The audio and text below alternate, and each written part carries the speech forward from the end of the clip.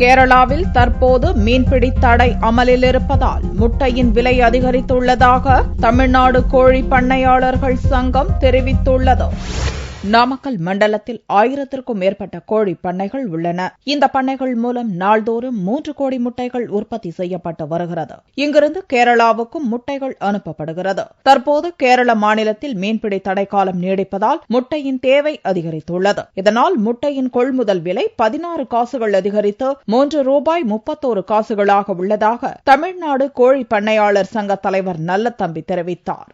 முட்டையினுடைய விலை ₹3.15 ₹3.16 சேர்த்து ₹3.31 பண்ணியிருக்காங்க. இது என்ன காரணம் சொல்லிக்கணும்னா, கேரளாவிலிருந்து குஜராத் வரைக்கும் கடல்ல ஹேச்சிங்காக மீன் பிடிக்கிறதுக்கு தடை பிடிச்சிருக்காங்க. அந்த தடையினால மீன் சாப்பிட்ற பிரியர்கள் எல்லாருமே முட்டை விரும்பி சாப்பிட ஆரம்பிச்சிட்டாங்க. அதனால இந்தியா பூராவுமே முட்டைக்கு டிமாண்ட் வந்திருக்கு. அதனால முட்டை விலை ஏறும். கோழி முட்டையினுடைய உற்பத்தி குறைஞ்சிருக்கு. அதனால முட்டை விலை இன்னும் ஏறுவதற்கு வாய்ப்பு அதிகமாகவே இருக்கு. தேவை அதிகரித்துள்ளதால் வரும் காலங்களில் முட்டை விலை மேலும் உயரும் என்றும் நல்லதம்பி கூறினார்.